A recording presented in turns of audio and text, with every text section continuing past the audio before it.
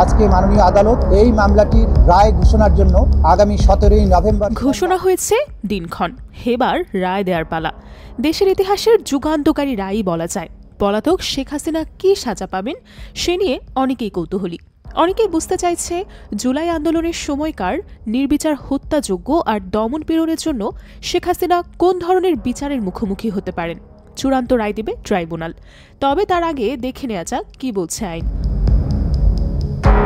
আন্তর্জাতিক অপরাধ ট্রাইব্যুনাল আইন অনুযায়ী কোনো ব্যক্তির বিরুদ্ধে অভিযোগ প্রমাণিত হলে সর্বোচ্চ শাস্তি হিসেবে মৃত্যুদণ্ড দেওয়ার বিধানও রয়েছে। এই আইনের 20 ধারায় দণ্ড সম্পর্কে বলা হয়েছে। এতে বলা হয়েছে অভিযুক্ত ব্যক্তির দোষী সাব্যস্ত হওয়া বা নির্দোষ প্রমাণিত হওয়ার কারণ ট্রাইব্যুনালের রায়ে উল্লেখ করতে হবে। ট্রাইব্যুনাল আইনে বলা হয়েছে অভিযুক্ত ব্যক্তি দোষী সাব্যস্ত হওয়ার পর তার অপরাধের গুরুত্ব অনুপাতে ট্রাইব্যুনাল মৃত্যুদণ্ড বা অন্য যে কোনো শাস্তি দিতে পারবে।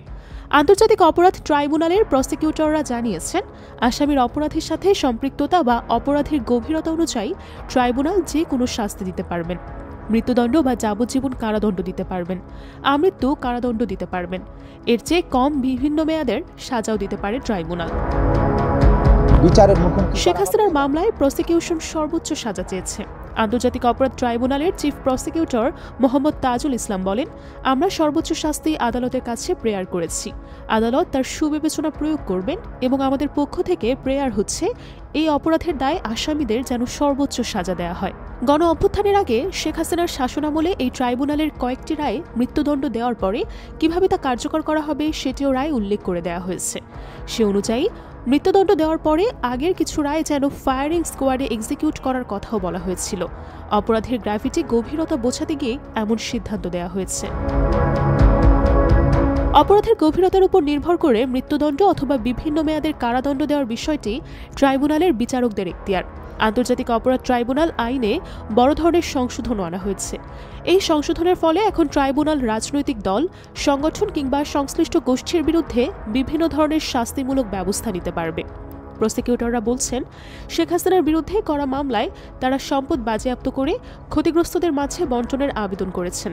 ট্রাইব্যুনালের নতুন ক্ষমতার আওতায় সংগঠন বা দলের সম্পদও জব্দ করা সম্ভব হবে। আগে আইনে কোনো রাজনৈতিক দল, অঙ্গ সংগঠন বা সমর্থক গোষ্ঠীর বিরুদ্ধে বিচার করার এখতিয়ার থাকলেও সাজার বিধান স্পষ্টভাবে উল্লেখ ছিল না।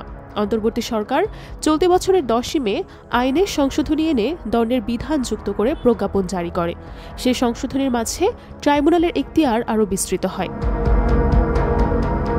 এখন থেকে ট্রাইব্যুনাল কোনো সংগঠনের কার্যক্রম স্থগিত করতে পারবে, প্রয়োজনে সংগঠনকে নিষিদ্ধ বা সাময়িক নিষিদ্ধ ঘোষণা করতে পারবে। এমনকি তাদের নিবন্ধন বা লাইসেন্স বাতিল করা, সম্পত্তি জব্দ করাও সম্ভব হবে। অধ্যাদেশে স্পষ্ট বলা হয়েছে, যদি ট্রাইব্যুনালের কাছে প্রতীয়মান হয় যে কোনো সংগঠন আন্তর্জাতিক অপরাধের সঙ্গে যুক্ত, অর্থাৎ তারা অপরাধ সংগঠন করেছে, আদেশ দিয়েছে, সহায়তা করেছে, উস্কানি দিয়েছে বা ষড়যন্ত্র করেছে, তাহলে ট্রাইব্যুনালের পূর্ণ ক্ষমতা থাকবে সেই সংগঠনের বিরুদ্ধে ব্যবস্থা নিতে।